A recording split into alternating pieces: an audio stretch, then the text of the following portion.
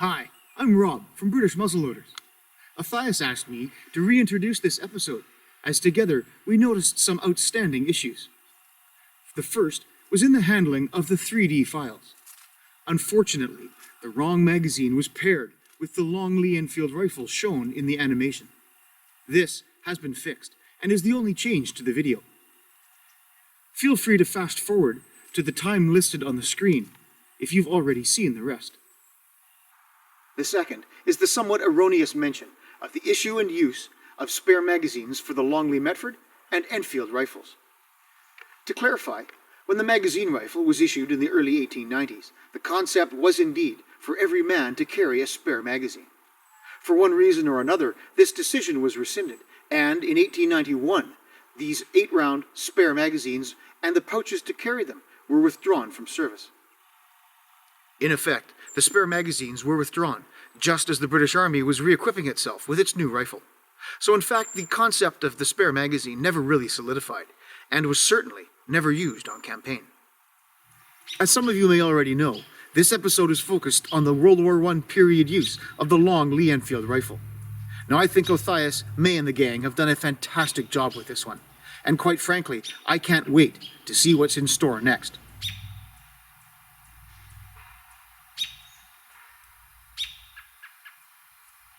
Now, if you'd like to learn more about the use of early British and Empire small arms, feel free to stop by my channel, British Muzzleloaders. Thanks, Othais and Mae. Like so many other powers during the Great War, Britain would have to reach back into inventory and dust off previous small arms for emergency use. Luckily, their last rifle wasn't all that different from their current one.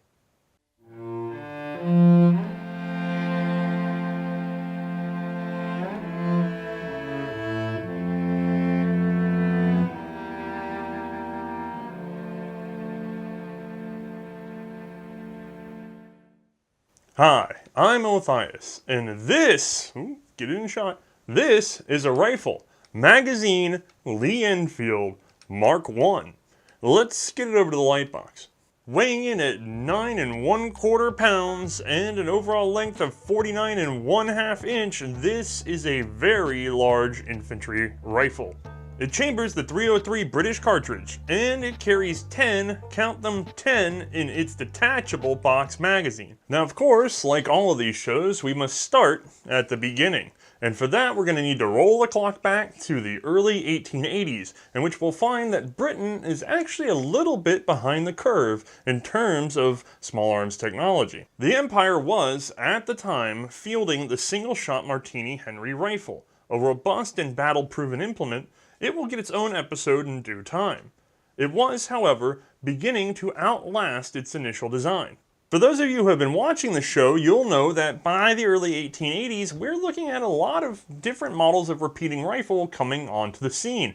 And so a single shot really isn't necessarily cutting it. Now, as part of this, and this is something we've said before, but I think it's worth revisiting just a bit, part of this was because of the siege of Plevna, in which the Ottoman Empire was equipped with the Peabody Martini. This is, of course, the same rifle that the British are fielding, although with a different cartridge. They were paired, however, with the Winchester 1866 lever-action repeating rifle.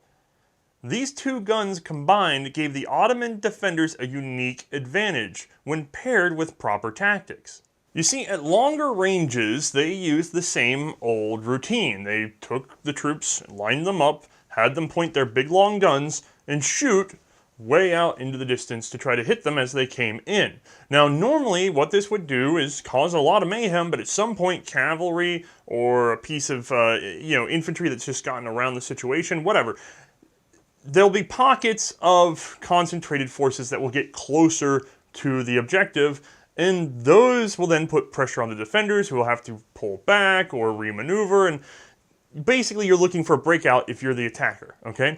Now, that gives you an opportunity to flank. Well, what can you do to prevent that breakout? Well, you keep your volume of fire up, sure, but at some point, the rhythm gets off, somebody gets in, or another strategy is tried. What do you do when the enemy starts to close in and you're still single loading, and taking your time with each shot. That's what the Winchesters were for. So the Ottomans made good use of this strategically by having most of the infantry shooting nice and long, and a bunch of guys armed with Winchester repeaters told, hold your fire until they get here. And they marked it out where they want it to be. I've heard different measurements in terms of yardage, 200, 300.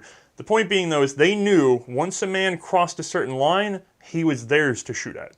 And so, anytime there was an attempt by the Russians to make a breakout for this sort of thing, no, they just got shot down by the Winchesters. Now, ultimately, the Ottomans would lose this conflict, but it lasted quite a long time against numerically superior forces, and so it raised a lot of eyebrows. You see, Europe now wanted a rifle that could do both roles, one that could shoot at range and, if necessary, be used in an emergency for rapid close-range defense. In this age of repeaters, we're going to see time and again that most nations wanted to hold on to what they had. A lot of them had deep investments in their current designs, and they'd gone through a lot of trouble to get to a reliable breech loader. I mean, these are not 100-year-old technology at this point. They really had only been around for 20, 30, 40 years, depending on what they had adopted. And so there's a lot of recent memory of things going awry and small batches not working out, and then constant updates of a current design. And so they really wanted to avoid introducing entirely new rifles. So most nations, when faced with the difficulty of adopting a repeater, would try to take their single-shot breech loader and work it into a magazine rifle. And this was no different for the British. As a matter of fact, they would experiment with trying to make a multi-shot Martini Henry, and they would also work on coming up with a more modern, smaller bore cartridge. In this case, I'm skipping a lot, guys. There's a lot of Martini Henry history that we can cover separately. But the big story is, before everybody's going to true small bore, just before Smokeless, the British are already investigating small bore, which means, you know, smaller than 50 cal. So they're looking at a 402 black powder cartridge to get a little more velocity and still a good smack. These experiments would ultimately lead to the Enfield Martini in an A version with a magazine and a B version without. And they were made in fairly large numbers. Actually, really large numbers. But they would never see official adoption in the field. While the Martini action was rock solid, it just did not cooperate with being paired with a magazine.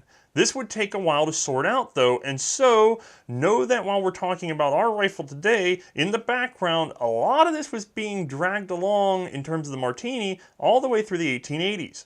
As I said, at the time, 402 was a fairly small bore, at least for the British, and it presented problems like anything else when trying to do a small bore black powder, namely fouling.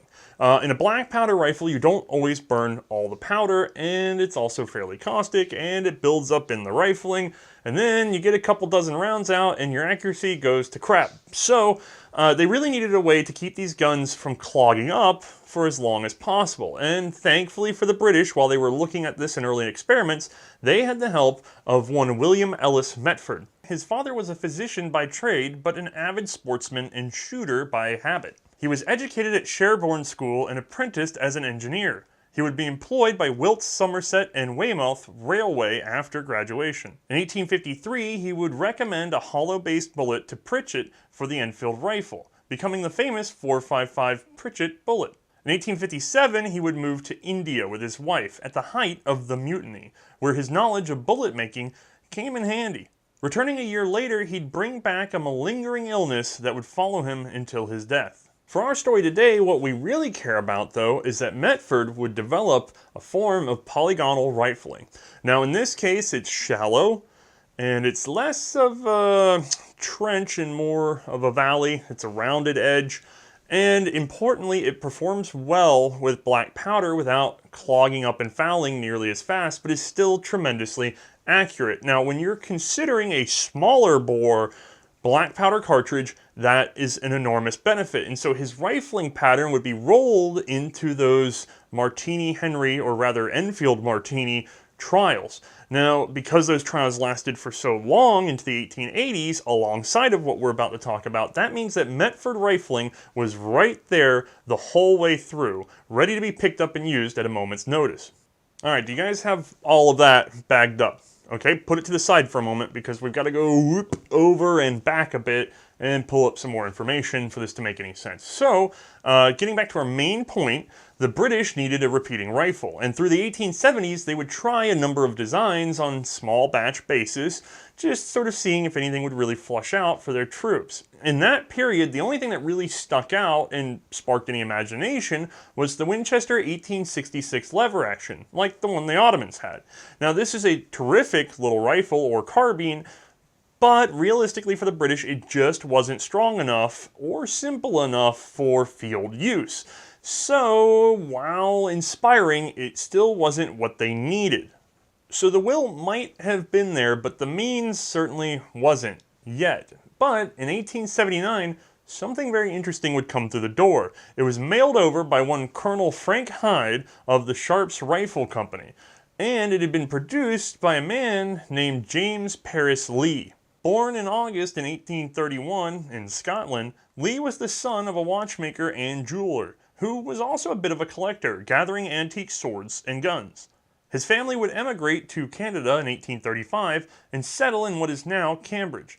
They would adjust that family name from Lee's to Lee. Now I have to stop right here and say that despite this man's famous name, I cannot recommend anybody follow exactly in his footsteps because it's a miracle that he lived long enough to get this rifle invented. Because due to his love of firearms, James Paris Lee would assemble his own muzzle-loading black powder rifle at the age of 12, and in the process he was overly generous when drilling for the hole where you would normally have a pan, but in this case he just had his brother light it for him while he shouldered the thing. This has got genius written all over it, doesn't it, folks? Now, of course, we don't know what happened to the brother, but James took one on the chin and needed a little recovery. Now, if that wasn't enough of a lesson, later on, he would try to hasten a campfire by dumping gunpowder on it. This resulted in months of recovery as well, and probably painful burns. And at the age of 16, he would manage to drop a gun that he was handling and loaded and embed 5 rounds of shot in his own heel. As a matter of fact, those would stay with him for some 50 years before being surgically removed, and I'm heard it greatly improved his disposition. Somehow surviving long enough to be schooled, he would apprentice in the watch trade and move to Toronto in 1850, starting his own business. In 1858, he would move to the US, specifically Wisconsin. Here, he would begin to focus down on firearms, experimenting with repeating magazines. He would develop a conversion system for the Springfield muzzle-loading rifle, which saw 1,000 orders placed during the Great Southern Rebellion. Unfortunately, the war ended too soon for Lee, and he would lose quite a bit on this investment. Moving to Milwaukee, he would set up shop with the help of some investors. There, he'd parade a number of unique early ideas that we simply don't have time for today. However, what we do care about is that in 1878, he'd apply for a patent on a fantastic magazine. Receiving it in 1879, Lee had locked in something so ubiquitous today that we take it for granted. The vertical Lee detachable box magazine is the grandfather to basically all modern firearms. But why is it so important? Well, let's compare it to a prevalent system of the day, the tube loader. As the number of cartridges in the tube loader drops, the point of balance shifts, and the general vibration at the front of the gun shifts, meaning a gun sighted empty will have a slightly different point of impact when full. With the Lee magazine, the cartridges can sit at the center point of the rifle, meaning balance remains the same as it empties. It also changes nothing about the barrel harmonics. With this patent in hand, Lee would be able to release his first production rifle. But his usual friends at Remington Arms weren't as interested because they were busy trying to interest the military in their own repeater, the Remington Keen. This hammer-fire bolt-action hybrid warrants a lot of attention, but fell short of military approval, so we don't have to go into it today. It would, however, temporarily keep Remington from investing in Lee's new design, as they did not want to compete with their own product. So Lee would head over to the Sharps Rifle Company, and they would produce the first of what is now a famous design, the Model 1879. It is said that Hugo Borchardt himself helped refine the ability to inexpensively produce the magazine. These would go on to be sold in China, Spain, and Argentina, but most interestingly, there was a contract for 300 to the US Navy. Now you might be wondering why that picture said Remington right at the beginning. Well, that's because the Sharps Rifle Company went bankrupt before finishing that contract. And so there were a pile of unfinished parts and receivers laying around. And at the same time, the keen had not been so keen. And Remington, well, they're no fools. They're not too prideful, at least not back then. They would take Lee up on his design and finish that US Navy contract. Now, the Model 1879 itself is a very fascinating gun, and I highly recommend that if you have some time after this episode, you go and take a look at our friend Ian's video so that you can really see the birth of what would later become our rifle today. Now, like I said, one of these guns would end up in British hands, and it must have been the straw that broke the camel's back, the beaver log that finally gave way on the dam, I don't know. But, basically, by October of 1879, we're seeing a new committee in Britain, known as the Machine Gun Committee, I wonder what they were looking into, also start to take up the question of whether or not they were going to deal with a repeating rifle. And in March of 1880, they would get approval to start an actual trials program to see if there's any merit here whatsoever. One sergeant and 3 enlisted men of the 123rd Royal Welsh Fusiliers would be enlisted to test the following rifles: a Kropatschek, a Hotchkiss, a Winchester 1876, that Lee rifle of ours, the Gardner rifle, the Green rifle, and the Vetterli. They would also test 2 additional systems, the Krinka quick loader and the Mayhew cartridge holder. Neither obviously survived the trials for long. Our star, the Remington-Lee, was fitted with a Martini Henry pattern barrel, 5-round single-stack magazine, and chambered for the .45 caliber Gatling cartridge for these tests. In May of 1880, one of the test Winchesters had a cartridge detonate in the tube, injuring the shooter. From this point, centerfire tube magazines were dismissed from the trials. So goodbye Winchester, Kropatschek, and Hotchkiss. The Vetterli managed to skirt the rules by being a rimfire cartridge, but this had its own problems and so it too would fail out. The Gardner gun was a bit outdated and had several failures. Gardner himself was busy with his machine gun and declined to update the gun, so there went that. Both the Green and the Lee would hold their own, each facing issues with extraction, but both generally being seen as worth further investigation. I should also mention a couple Mausers were brought in, although these were more for comparison tests and often fitted with different magazine systems to see, what are we doing? Are we separating out the action from the magazine? Is the magazine good and the action bad, or whatever? And this is before, by the way, the Mauser 1889, so we're not looking at a chance for Britain to adopt the Mauser yet because the 71, which is what this is probably going to be, is some version of, isn't that impressive by this point in history. So what exactly came of the test? Well, there was a preference for the Lee on several points. For starters, it had the best balance of the bunch, and it fed reliably. It was strong overall, and especially because of its symmetrical locking lugs. It suffered only 3 real points of concern, which were poor extraction and some nervousness about the cock-on-close action, plus there were some ammunition issues, but that really stemmed from the cartridge rather than the gun. Now I know that all of you are reasonable viewers who would never start frothing at the mouth the minute anybody questioned or complimented or debated cock-on open versus cock-on close. That would be insanity. Of course, it has happened before, and so I should probably talk about why a historical person from over 100 years ago might have been concerned about a certain style of action that some people are a bit obsessive about. Look, cock on close, and by the way, I should define this a little bit better, I'm sorry guys. The cocking piece in the bolt needs to come back. Now, does it come back when we're shoving the bolt forward? So in other words, we push it forward, it gets snagged on something, and then the spring is compressed as you bolt forward? Or is it that we have a camming surface, so 2 diagonal opposed surfaces, and as we rotate the bolt up, it forces the spring or cocking piece back, therefore compressing the spring? So that's your choices, either on the up stroke of the bolt after firing or on the in stroke of the bolt before firing. All right, got that? Good. Now, a lot of people who prefer cock on close are going to say that it's faster because they say it's faster. I think that has more to do with stroke and the actual degrees of rotation of the bolt, but there's an argument there for it.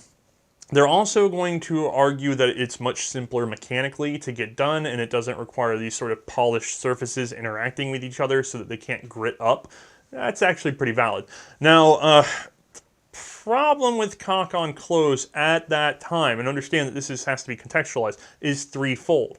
One is torque. So you lack a little bit of extra primary extraction with a cock on close system, because if you're opening up a cock on open and you're putting this extra muscle into it, that's transferred as torque. It's minimal, honestly, but it's there, so you get a little more oomph on your extraction initially with a cock on open action. Now, two, there's some concerns about what we're doing sort of ergonomically and when we're doing it, because if you have a cock on open, you shoot at something, you then open the bolt, and you're opening it either into your chest or up on your shoulder, and you're tilting away after firing. Now, granted, if you're firing multiple shots, before or after doesn't matter, but for the first, hey, some people get worried. Now, if you're cock on close, that spring tension's kicking in as you're closing the bolt. So you're up, you're closing your bolt, and now you're pushing away to the left. There's a disturbance in either system. The question is, when do you want it? That's more preference. Now, the third issue, and the most important to the British at that time, when they had not, and I want to make sure this comes through, they do not have a lot of experience with repeating rifles, okay? So one of your big concerns, especially when you've just had, like a chain detonation in a tube loader because of center fire cartridges, is you don't want to double feed one cartridge into the back of another that's already in the chamber. And I know it's like, well, just don't leave one in the chamber. And by the way, we all know this. We all know don't leave a live one in the chamber and then try to bolt again. But you're talking about barely literate troops who have never held a repeating rifle before on the dawn of repeating rifles. They're terrified of double feeding and getting an out-of-battery explosion.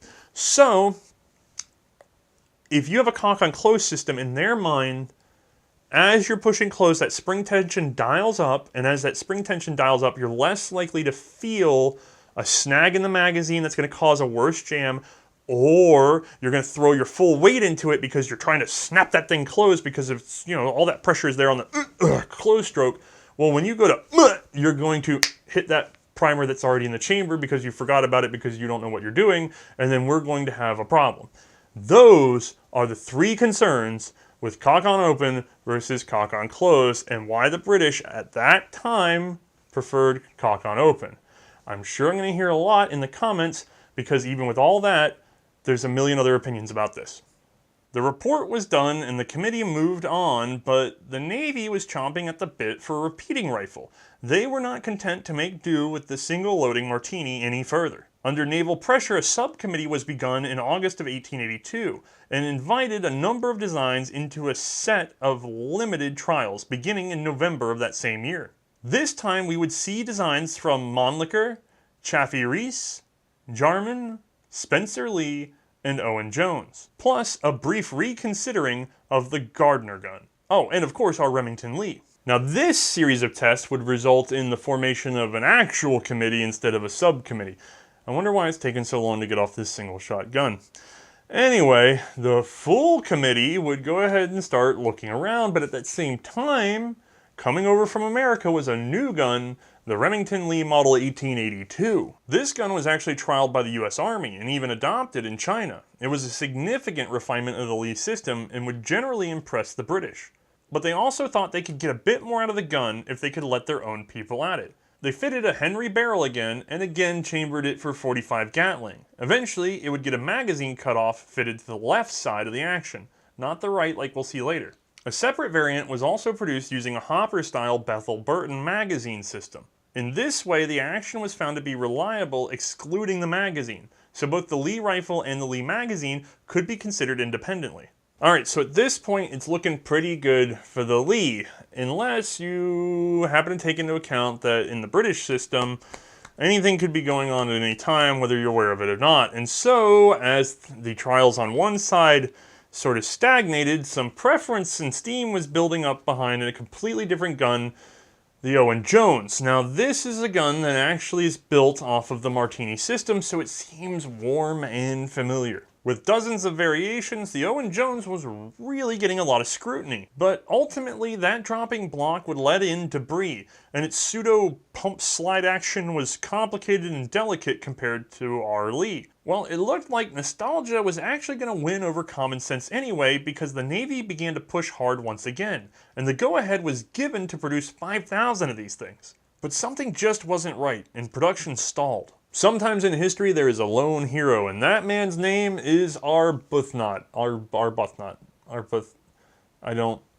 Anyway, Colonel Arbuthnot something or other was the superintendent of Royal Small Arms Factory Enfield, and when the Navy came knocking for the Owen Jones, he said, hey, do what you want, I'm not putting my name on it, and I'm not going to be responsible for what happens, which is the surest way to get an entire branch of the government to go, whoa, whoa, whoa, whoa, whoa, what do you mean you're not putting your name on it?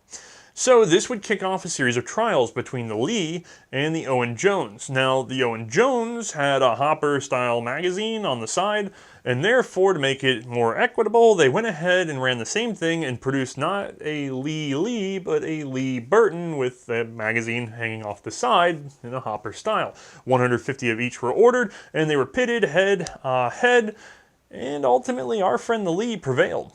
You see, it was simpler. Less prone to jamming and easier to clear when it did. Parts replacement was simpler. The magazines were easier to use in the Lee system, despite not even being Lee magazines. It had better extraction. The bolt on the Lee was shorter and easier to throw than that awkward slide action on the Owen Jones. And as always, the falling block of the Martini would still invite debris into the action. So there you go. The Lee rifle was the clear winner and the last man standing. Now, sitting at the tail end of 1886, we can finally see the British Empire adopt a repeating rifle. Late, to be sure, but hey, patience gets you the best. Oh, what is that? Some sort of overly complicated Austrian monstrosity? Sweet, get it in here. Seriously, they just kept kicking that can. The poor Navy was never going to get their damned rifle. Alright, so the Schulhof ultimately, and I'm not giving away too much, turned out to be too complicated and expensive to produce, but it reinvited one big question that kept haunting the British over and over and over again, which is, what kind of magazine system are we going to go with here? We have three options. We have a fixed magazine that's permanently in the rifle, like we see with the Mausers later on. And then they also have to argue, like, well, we got the Lee, that thing's sweet, it pops right out, we can carry extras and pop them in, that's good. And then somewhere in between, there's something that you'll eventually see on things like the Ross rifle, where you have a semi-fixed magazine that may be popped in and out easily by an armorer, but not by the individual soldier. There's some weird benefits there, but it's not worth discussing. Let's get to the far end. So, on the fixed magazine, the magazine is always with you. It's always ready to go. You can't lose it. It's very hard to damage from the outside, but it adds weight to the rifle. And if it malfunctions, because magazine systems weren't entirely reliable back then, they were still sort of undiscovered country, if it malfunctions, boom, the gun malfunctions. Now, the other part of that is, especially in British doctrine, they really wanted to control the troops by command, and individual action was highly discouraged. So the idea that you had a ready-to-go magazine always attached to the gun, and you could slip in an extra round or two when the CO wasn't paying attention, and for some reason that really, they didn't like that. Now, if the detachable magazine system was used, and by the way, I have to point out at this time, one key factor of the Lee magazine that worried the British is that you loaded the magazine off the gun, not on it, like we're so used to, where you could pop it in and thumb them in, or take it out and thumb them in. No. It's only really easy to load off the gun. Loading on the gun was weird and didn't work right. So, with a detachable system, you had to fumble for the magazine and attach it if you wanted it. But conversely, the commanding officer can always just sort of look over and tell whether or not you're firing singularly or not. So there's a strong benefit there. You also have a sort of rapidity of loading if you have detachable magazines that has not been sorted out by a clip system yet on the fixed magazines. So that's a plus. Basically, this is getting tossed back and forth as hard as it can go. The matter was really not quite resolved when, coming back from America, yet another gun was introduced, this time the Remington-Lee model 1885. And this gun allowed you to load easily through the open action or with the magazine removed. And for some odd reason, that settled the whole issue for the British. Now, I do not have a Remington-Lee 1885 to show you, but I do have an 1899. So, let me make some room. This gun came out later. It was Lee's final attempt at a military rifle with his action.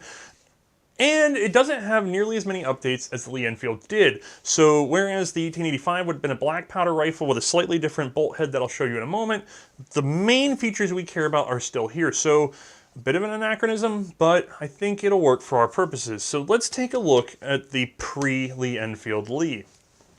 Oh, there we go. And I should clarify, this gun being 1899 came after the adoption of the Lee system in Britain. But again, the real big important things we're going to see here today. So if we take a look, boy is that familiar. We have a cock on close action. Ooh. We have rear locking lugs, and on this particular gun we also have front locking lugs. As a matter of fact, let me get out my patented plastic pokey hand. There we go, front locking. All right, now this was not on the 1885. This was an attempt to strengthen it later on. So what you need to do is ignore these guys and pay attention to these back here, because this outer rib and the nub up underneath, these are the locking surface on the pre-British Lee and on the British Lee. Now, we have our detachable magazine, which is releasable right here. And down we go. This one's been modernized a bit by being foldable out of sheet steel, but same basic idea. Single stack, all right, that's important. And again, we can load it off the gun or on the gun. Now, overall, this is a very good, very advanced military system, and it's unusual in that we have an advanced magazine system and an advanced bolt system, both of which are simple and reliable. Now, I will point out a lack of extras. You're not seeing mechanical safety on this, and you wouldn't have on the 1885 either. Just a half cock position, and then full cock to get what you want. But overall, again, very impressive rifle system for the time. 1885, minus a few little features from this gun. Sorry guys, somebody loan me your 1885. All right, so the British are impressed, very impressed, but there's still something missing. It just doesn't quite line up to their doctrine. And that's when they unleashed Joseph Speed. He'd come to the Royal Small Arms Factory at Enfield at age 25 and was employed as an engineer. He would work his way up to manager by 1891, after our date here, but for now he was furiously taking out patents on improvements for systems like the Lee. Most importantly, well, maybe not most importantly overall in the terms of every little improvement he did that might actually save a life, or take one, most importantly to the British, he developed a magazine cutoff that would fit this gun and therefore allow a soldier to single load the gun with no magazine in place. Okay, so we can sit here and use it like this with this guy in our pocket, or alternatively we can fit this guy, ooh, so fast, and then pop open that and we're good to go. All right, that cutoff is the final piece for the British to actually go ahead and say, you know what, detachable magazine, done. We're fine with it. All the kinks have been worked out of the system. So we just have to go ahead and pair it up with our new 402 cartridge that we worked out with the Martini trials, because we like that one, and what else could possibly change? Hey, did you see what that guy Ruben was doing recently? It's pretty fascinating. Yeah, he's some Swiss dude with great ideas about small bore cartridges moving at high velocity. He also has developed some jacketed bullets with the help of his buddy Hebler, and his own test bed magazine rifle that honestly seems pretty sweet. So that leads the British to experimenting with his rifle, which they ultimately reject, and a new .298 of an inch small bore high velocity cartridge that is making them question the 402. Now, we've talked before about the benefits of high speed flat shooting ammo, so no need to rehash the obvious here. The only hang up is the black powder fouling. It's a good thing that we have that Metford pattern rifling, because that already tidies this up before it becomes a real issue. All right, I feel like what we're seeing time and again is, hey, oop, hey, oop, hey. Meanwhile, the Navy is pounding their fists in anger, and we still have a single shot rifle when the rest of the world is moving on. So, at this point, we have the action figured out. We have the magazine figured out, both of which are very advanced. We are eyeballing a new small bore compressed black powder cartridge. It looks like it's going to give us a good go. We're settled in. It's time probably for some proper full-size troop trials because, look, at some point, whether it's perfect or not, you have to, and I'm sorry for the pun, pull the trigger. So, are we finally ready, Britain, to pick our next repeating rifle? Ah, f*** the French! Yep, that's right, folks. Smokeless powder has been invented, and the Empire is still sitting squarely on top of the single-shot, large-bore black powder Martini Henry. We've beat this revolution to death, but if you really need to know about it, go back to episode 1 and deal with our terrible microphone quality. Alright, the 402 cartridge is definitely out, and this like 298, well, we're rounding that up to a hard 0.3 inch. We're going with that, and we don't have any smokeless powder, but we'll do compressed black powder for now. That'll get us through what we're developing, and then we'll somehow sort this out on the back end. But we have got to catch up because now it's on. And so, also back in the US, Lee is going to improve his gun again in 1887 with a stronger separate bolt head, which you might have seen on this guy because he's from the future, and ultimately a gas shield and things like that. Alright, we know what we have to do. Too bad we're on the rails. So welcome to ordnance procurement and development because we had already put out orders to go ahead and put together 300 Lees with Lee magazines and Lees with Burton magazines, even though we've already basically made up our minds because, again, one hand in the other. And they're all chambered in 402, which seems pointless at this juncture, but it's April of 1887. We have no time to turn this, and we've already started these things. Let's just see what happens, okay? As a matter of fact, the 402 was so close to adoption that thousands of Martini actions had been made out for trials in the expectation that they'd ultimately be issued and therefore compatible with the latest cartridge. They were so numerous that a conversion program was put into place to rechamber them for the old 5.77 450 cartridge as reserve arms, preventing them from being completely useless. Alright, we're getting closer. It's getting more tense, but we're getting closer. Now, the Burton mag did not fly. The Lee mag did. Done. Okay, so we got a Lee with a Lee. And we just, a few more tweaks, right? Okay, so let's let Joseph Speed in there. He's going to add things like a long-range dial sight that we'll see in a minute. We're also going to see some improvements to the magazine spring and general layout of the gun to ease manufacture. This is a great man to have around.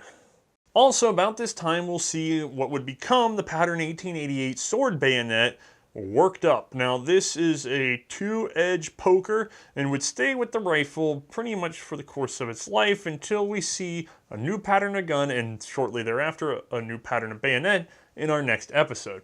Alright, the British definitely know they're behind the gun now because they are speeding up. As a matter of fact, they push for general global trials even though they haven't worked up their own smokeless powder yet. So they have to go with a compressed black powder in a .303 inch bore.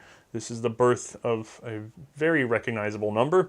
And they're going to have to just sort of go with what they got and run the trial with a cartridge that they're not even expecting to truly adopt. They're just getting close to. So, since it's still black powder and they don't know anything better to experiment with, it's Metford rifling. Alright, so let's get them together and get them out to the far corners of the Empire. The 1888 trials guns would make it to Egypt, Canada, Ireland, Bengal, Bombay, Madras, good old rainy England, and were additionally carted around by naval forces, wherever they happened to go.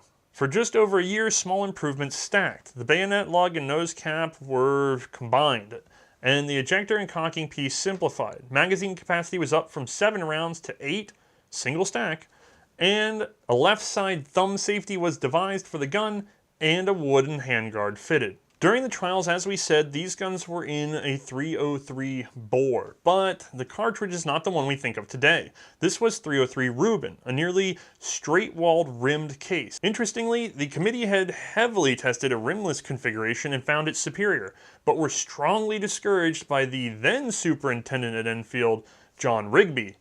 So we had one man save the day, another one create problems for the next 100 years.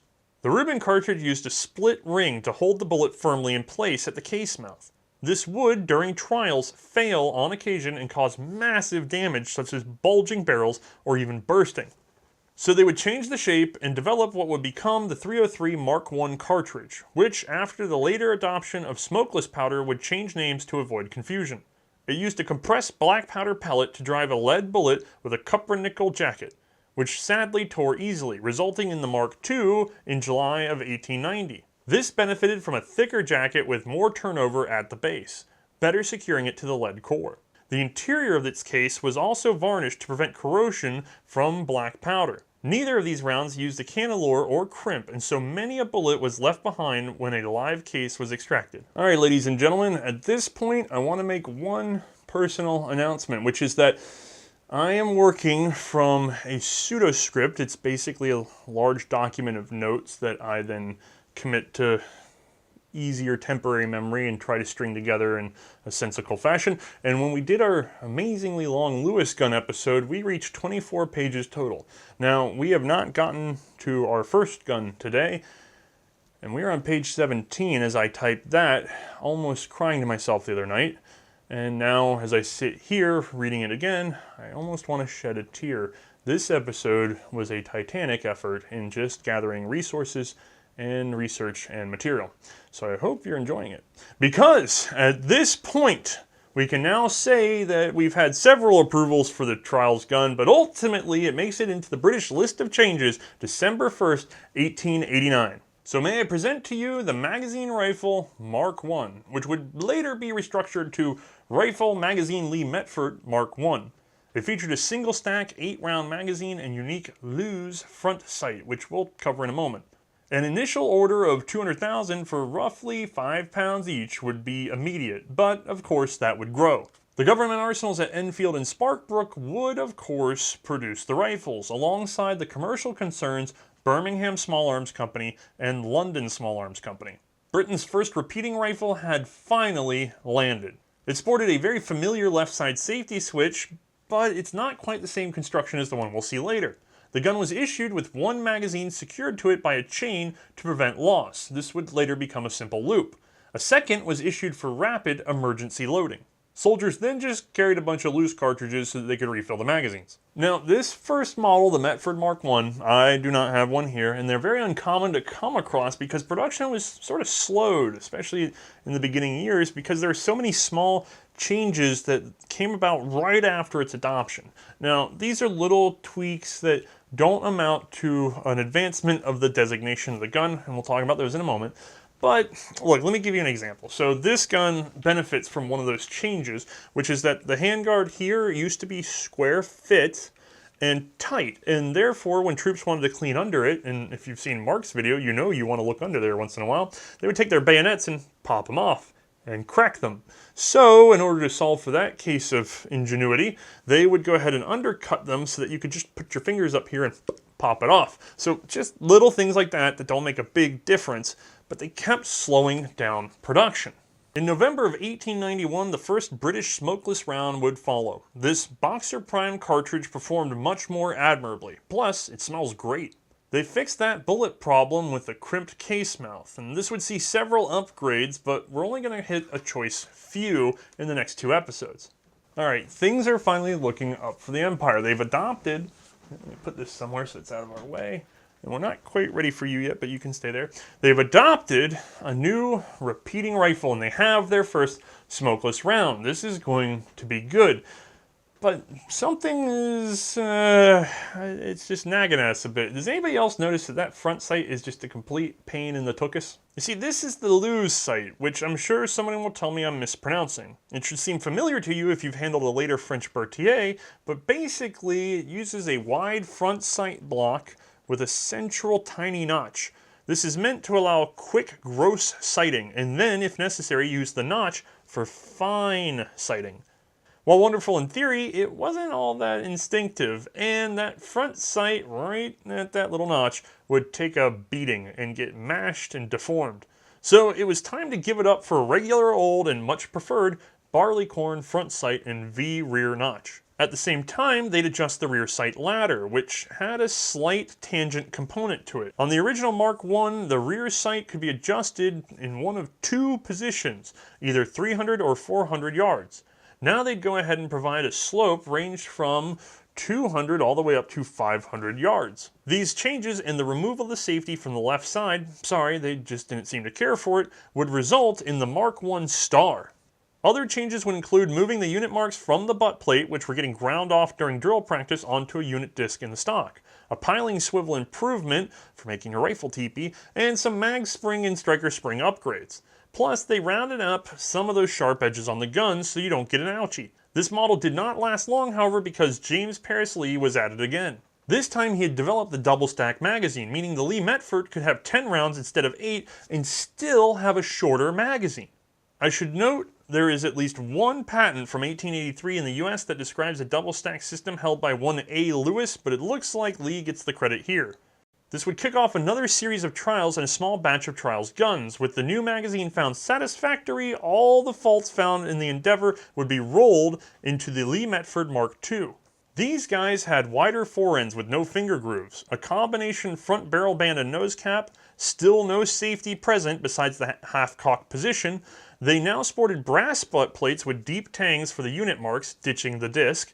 The lower swivel was moved from the front of the trigger guard all the way to the back of the buttstock. The magazine cutoff and bolt cover were both simplified into serving as their own springs instead of having separate springs, and the magazine was linked by that simpler swivel like I mentioned before. And the bolt head attachment screw was ditched, replacing it by a head that is threaded directly onto the bolt body. Now at the same time, the British would give up on the cleaning rod, a full-length rod, the length of the barrel with a jag on it for moving patches and yada. They decide, no, this is too complicated. Let's go with a pull-through rope, essentially a bore snake, which we're used to today. Now, the problem with that, though, is you still have uses for the rod, like, let's say you get a stuck case, and this is early days for smokeless ammo, so that happened. So they would replace it with a half-length rod with no jag or serration to it. It was just a rod that would be able to be threaded into another half-length rod, so borrow your buddies, and then that gave you what they called a clearing rod so that you could punch out a stuck case. This would stick around for a while, but we'll see it wander off too. Now, at this point, I need to mention carbines, which is a whole other episode unto itself, and really not as relevant for World War I, because you're going to see upgrades to this gun, but not necessarily to those guns. So we'll save it for another time when we have the energy and I can actually get more than 3 hours sleep. So, one big thing that we need to talk about, though, is that the cavalry, in demanding a carbine form of this gun, also demanded a safety. The Army was perfectly content with just the half-cock position at this point. They aren't worried about a manual, separate safety. But cavalry, no. They want it. They want to carry chamber hot, flick, and go. And they had been whining about it, on the old Martini Henry, that they had no option for that either. And it just irritated them to no end. So now they had a new gun, they were sure as heck going to get this safety, and they would attach it straight to the cocking piece. Right there. This little guy was rolled into the next long rifle as well. And that was the only real change because a new problem was rearing its head and would need addressing very soon. You see, that Metford rifling had been trialed on a black powder cartridge, and unfortunately the new cordite rounds were burning them up. Erosion was so severe that it generally took fewer than 6,000 rounds to ruin a rifle, which sounds like a lot, don't get me wrong, but why settle for that when you could get double the life out of it? Royal Small Arms Factory Enfield would spend some time experimenting with various patterns of rifling and ultimately come up with something new. They would adopt a 5-groove, hard-shouldered pattern with a bit more depth than the Metford. Now, I'm oversimplifying this issue and the solution. The truth is, Metford rifling goes all the way back to the 402 cartridge and before, and was designed for a lead projectile. Also, earliest smokeless powders had their own problems that would add to this issue. But the shortest, sanest possible story is that Metford rifling was good enough for black powder, but not for smokeless. Paired with the new government Enfield pattern rifling, that made this the Lee-Enfield Mark I. It was approved in November of 1895 and was otherwise identical to the magazine Lee-Metford Mk II Star. And that, ladies and gentlemen, is this gun here. We made it together. I hope everybody's awake. because we're ready to show this thing off. Let's get a closer look. Bam! All right, guys, close your mouths, suck up the drool. We got work to do. So, at this point, I kind of got to make up for not showing off a Metford, and let's go buy the book. So, we've got a bolt-action repeating rifle. It loads from a detachable magazine that has a loopy-doop there and a loopy-doop here. Later on, they would ditch the linking, link on this one. It never had a chain. It would just have a single swivel loop looking thing. They would ditch it later because the doctrine changed away, and we'll talk about that another time. But originally, you would have had this permanently attached to the rifle so you couldn't lose it, and a spare mag that you could then click in, and this would hang loose, and then you'd have to switch back and hand load if you got that desperate. But hey, at least you had not 5, but 10, that's this twice, 10, there you go, 10 rounds to work with. So, you know, 20 rounds for 2 mags, you're getting pretty good. You should probably find some cover by then and be able to reload. Now, we have a separate bolt head that is threaded on. I don't actually want to take this bolt apart because it has the dust cover. As a matter of fact, I should probably turn up my patented plastic pokey hand so that I can show you guys the details. So this cover right here is a spring onto itself. It's clipped in at the back, and it rides in these 2 lugs. It's up under them a little bit. In order to get this off, it's a complete pain, and honestly, I can show you these features a little bit later in the episode just fine. So, if I bolt this guy forward, we're going to see that the cocking piece comes back because it's cock on. Boy, I'm trying to show this and not be in my own way. Cock on close, so there, our cocking piece stayed and our bolt went forward. And then we have our safety here, and that's just a flick up, which is a little bit of an awkward hand stroke, but when you're ready to fire, it's just tack and ready to go. So beautifully positioned and fairly simple. All it is a half moon in there that turns in the path of the cocking piece. You'll get to see that in our animation in a moment. Now, the other interesting things on this gun would be the magazine cutoff, which again is a spring unto itself. In order to use it, there is a nub right there, and that's what's sort of holding it in place if I tug on it. If I push down and over, we are now into the mag. So that's a good visual indicator that you can leave your detachable magazine attached, and if you have your CO over on the right side of your line, he can see whether your mag's open or not and control single or repeat fire. Now, let me get this closed up, and being cocked on close, I can hold the trigger and let that down nice and easy. And by the way, guys, I know a lot of people will say things about keeping everything decocked in your collection, and a lot of people will actually pull the trigger and let a cocking piece down rather rapidly every time they store it because in their minds they're preserving spring tension. I just want to say, compressing or uncompressing the spring, that's where the wear comes from. Leaving it compressed doesn't really shorten its life by any significant amount compared to the stroke you just did to release it. So cocked or not cocked, it's not a big deal. It's not wearing out the gun. All right, so let's bring her back and look at our ladder sight, not the later tangent sight we're used to on a model yet to be named. So, first of all, like I said before, we can adjust this in a tangent position. So I can run this slider up, and then boom, we're getting a little more creep, or we can flicker all the way up and do our range sights all the way up to, let's do some reading. I've got a 1 and an 8, which means we're at 1,800 yards, which is fairly optimistic on this little guy, but we can take it one step further because if I flip her around, this one has what is known as a dial, long-range dial sight, or a lot of people call it the volley sight because it was used for volley fire by troops en masse. So you flick this rear aperture sight up, which is just a little hole through there, and then we would go back over here and adjust our plate. Now this has a number of ranges marked along the back side. You would set this pointer to your range and then look through your aperture sight at this notch. That brings your gun to a very high angle so that you can just sort of lob shots, you know, down on some target in the far distance. Now, these are extremely optimistic in their utility, and ultimately, as we will see, will be dropped from not immediate next models, but some models down the line. Now, I would like to point out one thing. This has no provision for clip loading. It is singularly loaded, or you swap out the magazine. Those are your two options. And honestly, swapping out the magazine is not a bad option. That's a very modern idea because it's certainly how we would do it today. Anyway, there's only a couple other little things to look at.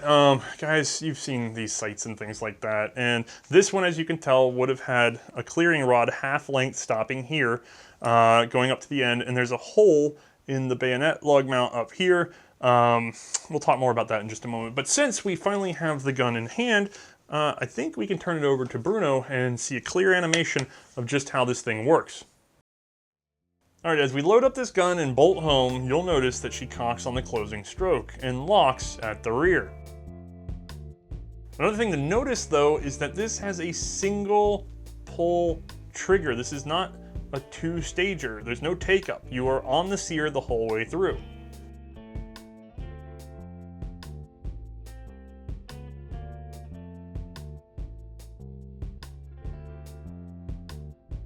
The safety is pretty much straightforward. Twist that half moon into position and boom, you've locked up the cocking piece and therefore the action. Notice that this is a double stack magazine, which means that we have to control the feed from both directions. You're going to see a lot of rework done to these feed lips over the years. I recommend reading material for that if you really care. Ultimately though, there's going to be feeding problems for the life of this gun up until they get it just right. And even then, if you ding up your magazine, you got problems.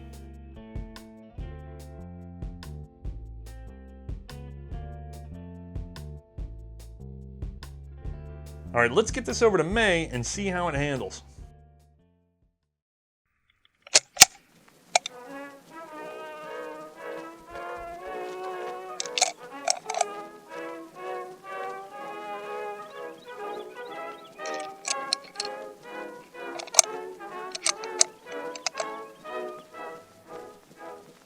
Britons once did loyally declaim about the way we ruled the waves. Every Briton's song was just the same when singing of our soldier braves.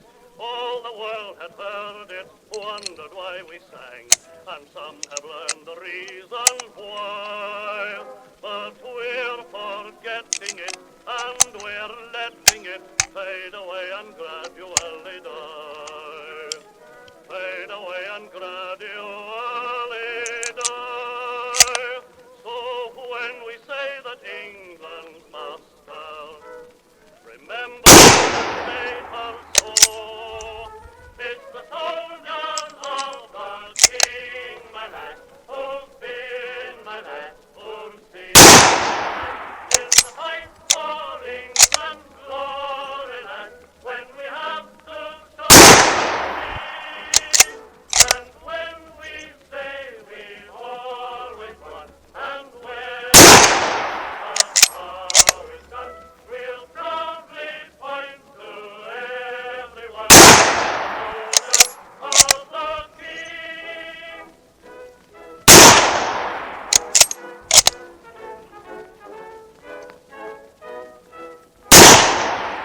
War clouds gather over every land, like it's Britain east and west.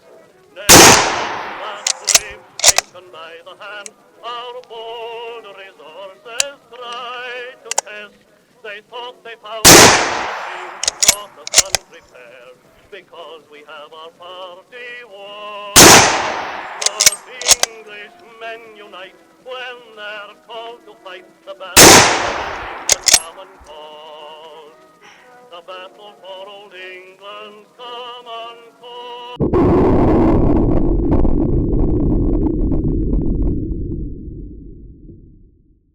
Who has made her so? It's the soldiers of the King, my lad, who's been, my lad, who's been, my lad, in the fight. You know, that was a lovely day on the range. The third attempt at filming on the range after repeated weather, equipment, and small arms malfunctions and repeated trips to the repair depot with Mark. I'm very glad that this episode is now getting done.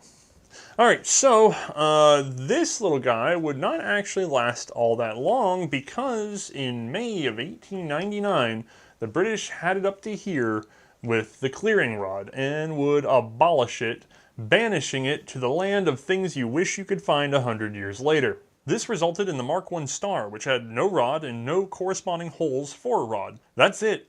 I mean, they'd also modified the bayonets so they didn't have to have a hole either, but really, guys, they got rid of the holes. Now, this would be the last update for the Long Lee as the primary infantry arm of the United Kingdom. Instead, we'll see another gun step up during our next episode.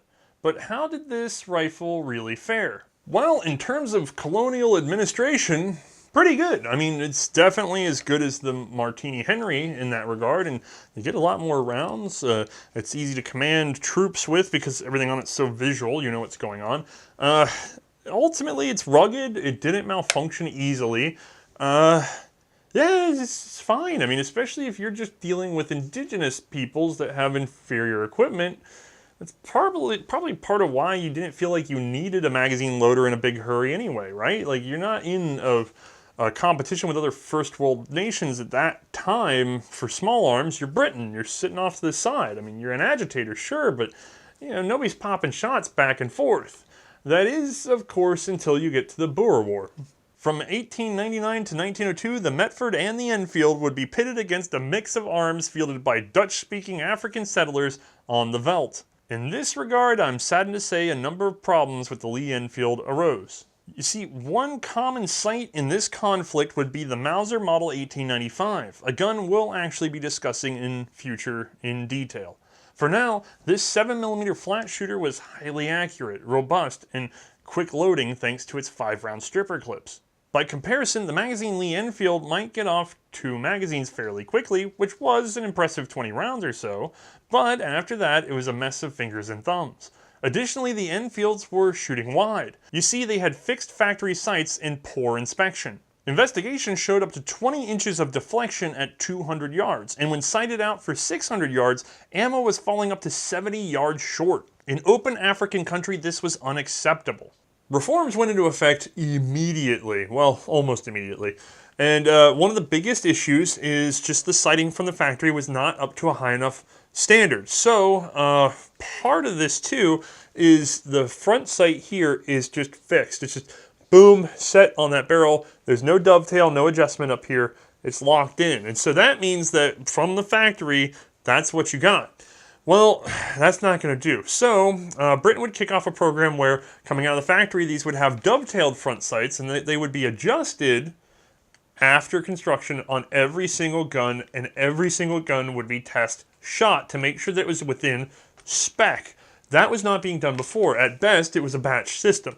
So that cleaned up a good bit of the issue, but there were still more problems. This long 4 stock, well, if it swelled or changed any sort of dimension in the heat or cold, it changed the bearing pressure on the barrel because it is touching that barrel. And that's going to throw off this harmonics, and it's going to throw off your point of aim. We know where this is at. So a big part of the improvement of this gun would be just sort of carving out a little deeper of a set in that 4 stock, opening up that muzzle band just a little bit, giving the barrel room to expand and contract. But as nice as these little features are, they're not solving the major problems with this gun. Some inherent design flaws if you're looking for extremely long-range accuracy.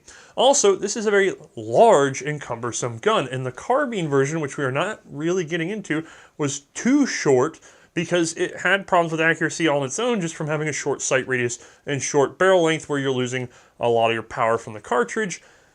Britain was going to basically need to increase their carbine length and shrink their rifles, and it really put it in their heads to try a universal short rifle, which is something that we are going to talk about on our next episode. Ultimately, that's going to result in a very familiar rifle, but we are not there yet. Without saying too much, I just want to point out that these load from a stripper clip thanks to a charger bridge. For those of you who absolutely have to go in chronological order, you might want to just pause and wait 2 weeks. Or if you're watching this after this has all been released, pause and go to the other video. But, like I said, that short rifle became the standard, and its stripper clips, 2 5-rounders, 5 round, there we go. That was how you're going to fill your mag. Now, with the stripper clip, Unfortunately, there's not really a way to...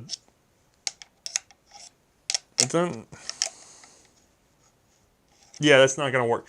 So what this gun realistically would need is an update to the charger bridge pattern, because otherwise you're issuing all your ammo like this now. The only other alternative to improving the gun is that everybody who gets their ammo and gets one of these has to then unpack all their clips and put it somewhere on their body and load very slowly and suffer the disadvantages of the previous model, or we can just get to riveting. You see, this gun seems to have been approved in 1907, but never really acknowledged until 1914, when it was referenced in regards to updates to new ammunition standards. This charger loading Lee-Enfield could actually be made from either an Enfield or a Metford. Our photo is actually a Metford with original rifling. Other than the charger bridge, which was notched to allow a shallower sight, there really wasn't any change to this old gun. The process was only applied to guns with double stack magazines because previous attempts to update the single stacks to double had been sort of prohibitively costly and just a pain in the butt. The charger loading Lee-Enfield Mk I appears to have been primarily a naval adaptation, which would explain why it tends to sit outside the pattern set by the next two variants. Here we have the charger loading Lee-Metford Mk II. Approved in July of 1907, this was a much more documented conversion and more thorough. Again, a charger bridge was fitted. There was no attempt to add a safety, as these were all made from Mk II Metfords. They would be fitted with a new ladder sight, which sported an adjustable windage dial, and was raised enough to clear the bridge without having to notch it like that charger loading Lee-Enfield Mk I. Most of those guns would go on into reserve or naval duty as well. And honestly, when I'm going through the notes on these things, there's a little bit of a murky area here. There's some obvious differences between the two patterns in terms of what was updated and whether or not sight hoods were fixed and things like that. Realistically, these are both earlier versions of an attempt to get one of these into a more modern pattern, and they would both give way to a much more standardized form known as the Mk I Star, which I just so happen to have here. So, we are on to our next rifle and our next light box adventure. Overall length and weight are just about the same. We certainly didn't add any length, and weight really didn't change that much because for the fact that we put on a charger bridge, we took off some other extra fiddly bits. Magazine capacity is still 10 rounds of .303 Brit. Well, this standard pattern had barely made it into production when the British went ahead and updated their ammo again. Now, I've skipped several very controversial marks of ammunition. We're briefly going to talk about them in the next episode. For now, we have gone all the way up to the Smokeless Mark VII cartridge.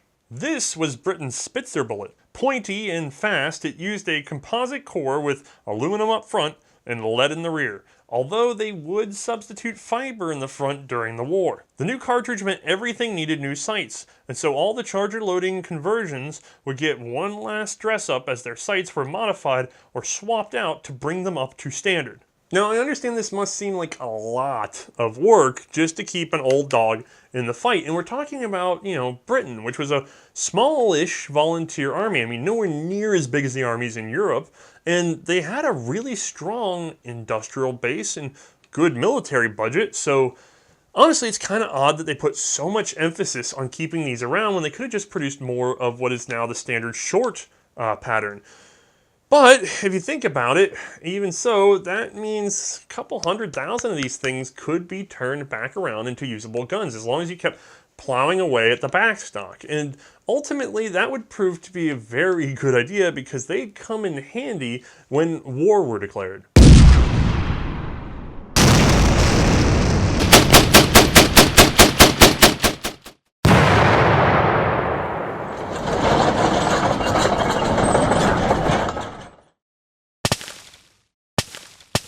Now, these guys did see a little bit of use in the war, don't get me wrong. They lined up on boats and things like that if they were still sitting around. But when we're talking about World War I, there's a lot more of these guys getting out in the field because, well, they can take the place of a standard service rifle. They're just a little awkward. But let's go ahead right now and take a closer look at what really marks the difference between the original Enfield and one of these guys.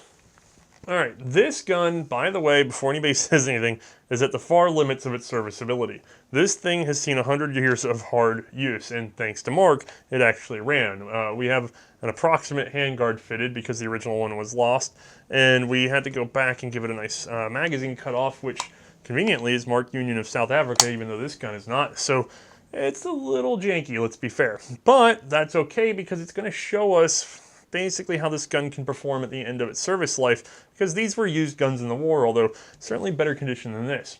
If you can't handle it at its worst, then I guess you're not going to like it at its best. So let's take a look with our patented plastic pokey hand at what's going on. Everything back here is basically the same except this guy right here. You remember my desperate struggle for ammo earlier? Well, now I can take my 5-rounder and strip in, and then I can take my second 5-rounder and perceivably strip in, although we'll find out that that's not always easy.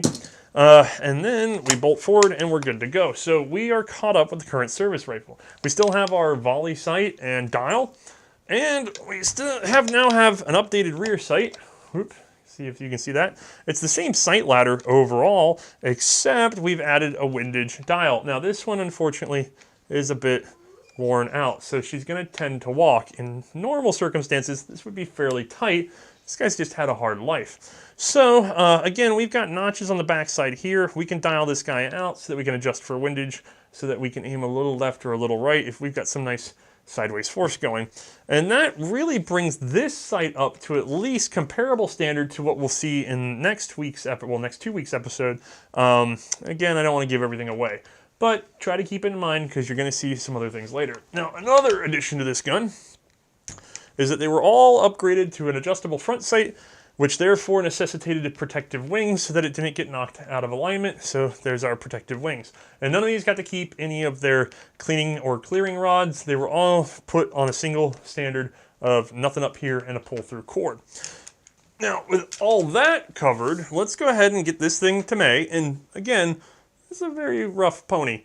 Let's get over to Mae and see what she can make out of this gun on the range.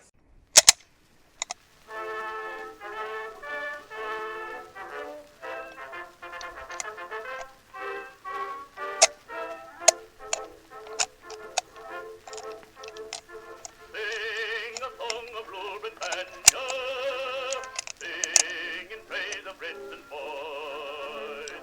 Charlie Jackson sailor with his breezy style, Mr. Tommy Atkins of the rank and file. They're two lads we can depend on when danger comes our way. For their fathers all were fighters, and what's bred in the bone is sure to come out someday. Boys in khaki, boys in blue, is the best of jolly good luck to you. You're all right in love or war. You'll get there again just the same as you've done before. Boys in khaki, boys in blue, it's all either boat or rag.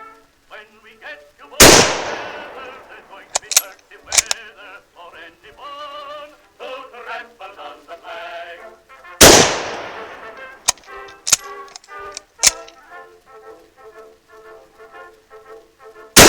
Sing a song of Rule Britannia, now there's ever taut and ready when the hour is nigh. Boys know how to fight and how to die. Lads, we know you need whatever fate may bring. You have got to make your battle fly for empire, for home and king. Boys in khaki, boys in blue, is the best of jolly good luck to you. You're all right for war. You'll get there again just the same as you've done before. Boys in khaki, boys in blue, it's no idle boat or drag. When we get you both together, there's going to be... Hey, the old girl's got a little get up and go still in her. And the rifle didn't do too bad either. So, how important was this gun to the war? Well, honestly, very. Initial losses for the British in terms of equipment were devastating. And we're going to see that again in another World War. But being able to reach back and pull out, not tens, but hundreds of thousands of guns for active duty out of nowhere, I mean, even if they weren't converted, the time it took to convert them was nothing compared to the production of a new rifle. That was vital. And so these guns kept Britain in the running during a very trying period before production could catch up to war demands, making them fairly impressive. Sure, in a pinch, the old Metford or Enfields would have been fine enough for training or naval duty, but the Charger loaders were worth their weight in, well, normal guns. They would see fairly broad use, and while they were supposed to be relegated to the rear, they often made it to the front due to complete shortages of the standard short magazine Lee-Enfield Mk II. I mean, we've already covered that the British were desperate enough to put Othais into naval use among other designs. Anything taking the standard ammunition was above acceptable. Now, these little darlings weren't so valuable that they kept making them into the war. You would see conversions from the initial pattern to the updated Mark VII sights all the way through the war, but you were not going to see new conversions complete from scratch. Basically, the old Metfords and Enfields that weren't converted, they were out to wherever they were out, usually shipboard. These guys were going ahead and fielded or upgraded within already being set up for Charger loading, because factories are better set to just go ahead and do the short rifle. That's more important at this time. But that doesn't mean that they weren't well valued. As a matter of fact, I managed to hear a couple of accounts of troops preferring this gun. However, since I didn't get a name or a tight reference, I'm not going to completely claim it. But I could see it. I mean, at least one of the advantages of this gun is that if you have your sights dialed in correctly after the Boer War problem, you can now have this incredible sight radius and a nice long barrel firing a nice light, heavy-hitting cartridge. I could see it being very useful. It certainly seems serviceable to me as long as it's still in good shape. But that's really going to be the last of my opinion, because we really need to wrap up some loose ends and reach a stopping point. For his part, Metford was awarded 6,500 pounds for the use of his rifling. He stayed on to help and advised in the attempted adoption of that 402 cartridge, and later he'd work on the 303. But in 1892, his poor health forced his retirement. He would pass away in 1899. James Paris Lee's role was wrapped up before adoption was even finished, although, like we said, his double-stack magazine would later shake things up. It has been recorded that he received $50,000 for his patent, plus an additional 50 cents per magazine made, until a total of $250,000 was met, making the Lee-Metford rifle a great financial success for him. I'm sorry to say that while traveling in Europe in 1888, his wife would die of heart failure in London. This would just about break the man, and he'd return home to never journey abroad again.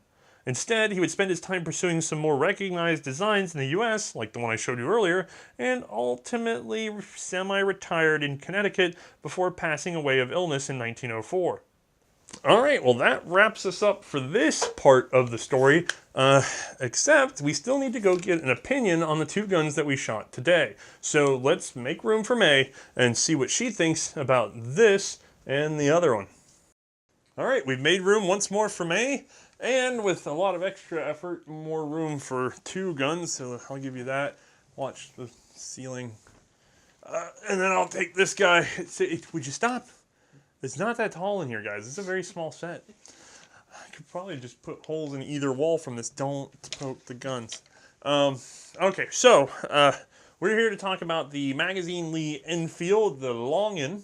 And we have two versions to cover, a single loader or just whole magazine loader, and then this guy, a Charger loader. Ultimately, there's not a lot of difference between the two except for the Charger bridge and Charger loading and the change in the sight pattern. So I think we can mostly talk about that guy. It's all going to translate to this one, and then we'll get to a point where we can talk about some differences. So if you will you walk us through the ergonomics? Yeah, so first off, definitely the long boys. Gonna agree with Othais on that one. Can't even fit it all on frame. Long, heavy, and they're actually a little bit barrel heavy too, which doesn't really help with shooting, but it's still manageable on this guy. It's just not fantastic to have to deal with, but I believe in you guys. Y'all can handle it. I handled it just fine. Anyway, it's got a 2-piece stock, which adds in the strength to it, which is great because of that extra strength. They were able to make the wrist just a little bit thinner, so I'm able to get a full finger grip on it. It's perfect. There's a deep swoop right here that I'm able to get a nice good purchase on it, pull it right into my shoulder. It's fantastic. I love this semi-pistol grip. It's amazing. Thank you. Next, the mag drop. Easy enough to pull the mag out, popping back in. It's a little bit of finesse, but you can get it. It's still nice and easy. The magazine cutoff, very easy to operate, and you saw on camera I operated it fine as well. Not incredibly useful. I mean, sure, if I just want to put one in at a time, not have to deal with a mag, all right, decent enough. But in battle, I can't quite see it super useful unless I lost my mag somewhere. But other than that, you know, it functioned well, so good job. Now I'll say operating the bolt on both of these is very smooth. However, on this guy, the dust cover, it does actually kind of make the operating the bolt a little bit grittier. It's just not quite as smooth. It just drags a little bit more. So I do prefer operating the charger loader bolt. And next, but certainly not least, I want to mention the bolt on this guy. It is sticking out further than, say, the Smelly, which kind of tucks under. This one's sticking out further. I'm able to get a nice, decent pinky under it, so I still got enough leverage that I feel like I'm really able to get a good handle on that bolt. I'm not losing it into the stock any, which is fantastic. Now, last would be the safety. You guys are giving me such crap about keeping my thumb to the side, but look at this. I can operate the safety one thumb on the side. I don't have to reach around or anything weird like that. So, I'll probably get some crap for that, but deal with it. I can operate the safety on one side with my thumb. But yeah, ergonomics wise, it's got a little bit of weird funky bits to it, but it's kind of cool. Honestly, there's not a lot to dislike about these guns in terms of handling and ergonomics, considering that most of this pattern, I mean, we just talked about all the upgrades, but most of it was sealed back in 1889. And yet we still have this beautiful, beautiful, deep semi-pistol grip stock, thin. The profiles are fantastic. Yes, it's longer than it needs to be, but every gun was longer than it needed to be back then. This is a fantastic military rifle for its day, and it's why, as we get into the Great War, it doesn't seem all that dated. I mean, really, if you just lop the barrel off, especially with this charger loader added on, it doesn't stand out as anything different than what you'd expect from any other army. But let's go ahead and talk about what we get into when we try to shoot this gun. Sure. Okay. So first things first, got to line up my sights, and they're decent, but I don't want to get into details in the just yet. Just wait a moment for that one. Now, I'm going to aim, and of course, like I said before, it is barrel heavy, so the weight management there is just a little more difficult, not quite as nice. I'm going to reach around, pull the trigger. Boy, do I enjoy that single stage trigger. I mean, I understand the 2-stage, you've got a lot of take up, and then the brake is easy on those. Me personally, I just prefer these single stage ones because, I don't know, maybe it's because I've been shooting revolvers for as long as I have. It's a heavier trigger pull. You can't tell when the brake is happening. It's just nice and clean and smooth all the way through. It's very even in that pressure, which I personally appreciate. I enjoy that. Now, the recoil on these guys I thought was practically nothing because they're such heavy guns, and I mean, I've got this decent pistol, semi-pistol grip down here, so I've really got a good grip on this guy, and the weight's helping, so I didn't think the recoil was like practically anything to worry about, so everyone can handle that one. Now, last but not least, now again, we've mentioned it before, this is a cock on close, and operating this bolt, I want to point out, it's very smooth, it's clean, it's fast. I mean, you can really handle this guy, but the problem is again, it's that cock on close, so like, I'm having to compress that spring when pushing the bolt forward, so I'm having to compress it and push it away from my body, as opposed to cock on open, which is compressing the spring when I'm pulling it back into me. Me personally, I prefer that pulling it back into me because I feel like I'm really still able to keep my grip on the gun. I'm not losing any of it. Whereas pushing it away from me, I'm losing all of it just a little bit, having to basically reset myself on the gun. I personally just prefer the cock unopened, but otherwise, shooting this guy, it performed really well. It performed fairly well. I will say that the barrels on these two, however, have seen better days. They're old workhorses, so the shots weren't as accurate as I would have liked them to be, but they still performed well for their age. Yeah, poor May had to fight the test of time, and some of you have probably seen Mark's video and understand just how limiting that can be. But ultimately, still decent rifles. I mean, we're heading to a very positive place in this regard. But there's still some more details to work through, namely some differences between the two guns. Now, this one over here on the left with May, single load only, or as issued, would have come with 2 magazines, one affixed to the rifle and one in your pocket. By the time of the Great War, I don't know that they kept both magazines laying around. You probably just had to single load the thing. So that's the context we're talking about here. Single loading versus charger loading. And so let's work through that difference. And of course, like you said, you wanted to talk about the sights. What stands out between these two guns? So sights first. This guy's got a barleycorn with a V-notch, whereas the charger loader has a blade in a U. Just off of that, looking between the two, I actually found the blade in the U just a little bit taller and easy to read in my opinion. Again, both were decent, but this one was just slightly better. Plus, I've got a little, like an 1.5 inch extra sight radius right here, so woo, that probably did help a little bit. And then if I want to, I can adjust for windage. Not on this guy because it's a little bit worn, but you know, on a good one I could, so that's really neat, extra little bits there. Anyway, charger loading. It's a good idea in theory, not the easiest in application with this guy because, I mean, in theory, yes, I'm able to charger load 5 and 5. I've got 10 there. It's great, fantastic, fun, easy to go. However, not the best in application because I got 5 in just fine. The next 5, it was a little bit harder to push in. Of course, I had that previous 5 already in there. Popper close, and then I've gotten through like a couple of rounds. Rim lock. It kept happening. It didn't happen every time, but like it took us several takes to really get through 10 on this guy. Like just because rim lock just kept wanting to happen, the rims just kept wanting to interlock. Now, before any of you just start commenting, well, I'm able to load 10 there just fine. Sorry, random accent. Keep in mind, this isn't a smelly mag. This is an earlier mag, so just keep an eye on out for the future episode on that one, and there is going to be a difference there.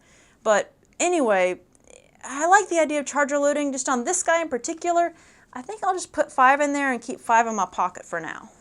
Yeah, I know a lot of you were expecting this to be the speed demon of our series, and if you go on YouTube, you can find a million Mad Minute videos. We're not doing that, and there's a good reason why. These are loaners. Most of the show is loaners. When we work with these guns, we cannot easily replace them, and so we always check our feed. We want to see that spent casing coming out. We want to know that we had a round leave the bore so we don't have a squib, and we want to see the next one feed in just fine. We don't want any out-of-battery detonations or any other garbage, and I'm sorry guys, I know you want high-speed, low-drag, chest-thumping action. That's not this show. You can tell by the length of this episode. But anyway, there's plenty of other videos for you to watch, and you can certainly try on your own dollar. But let's go ahead and talk about our final and most important question. It's 1914 through 1918 of some sort, and you're given one of these. What do you think your chances are? You have that one there, you're fine. What do you think your chances are of making it alive if you're issued one of these? Would you take it into battle? Okay, so actually give me this guy first. Okay. All right. So for this guy, I'm actually going to give him a medium yes because, like I mentioned, tiny negative things that they could tweak on both the guns here or there. That's not where it's at. Like, realistically, I want a charger loader on this guy, and that would bump it up to a 100% solid yes because he performed awesome. Single-loaded 10 rounds. He shot fine. Like, this guy definitely gets a medium yes. Just wish it had a charger loader. So, charger loading Lee-Enfield now. It also gets a medium yes because of the rim lock problems that we kept consistently running into. I mean, all they had to do was take the rim off. So the guy that decided he was going to keep the rims on there, shake my tiny fist at you, sir. But realistically, they both still performed well on range, even for the age and wear of the barrels. And overall, they were still pleasant and felt like organic shooters to me. They really still had a great feel to them. So yeah, they both get medium yeses. I would definitely bet my life on them. I just want to make sure I've got only 5 in the mag on this one and 5 in my back pocket. You know, I think that's a fair assessment. I actually, despite the fact that there's no rapid loading on this gun, still would really bank on it. Like, there didn't seem to be any big problems. And the other one is in an extreme state of decay, and it still certainly put holes in paper. So it's hard to hate on the Lee-Enfield, even though technically there are some mechanical problems with being a rear locker and taking all that stress. I mean, you can certainly see this one's not going to be the most accurate in the world anymore. But by the time of 1914, these really weren't in that rough a shape. I mean, we're dealing with things that have had another century of aging on top of everything else. So if they're still doing it in, our backyard, then they probably were just fine in the trench. But that's going to wrap us up for today. I want to make sure that I very carefully say, stay behind after the credits for the updates. I've got a couple things that I really need to squeeze in there for you. All right, have a good one, guys, and thanks for joining us. Later, everyone.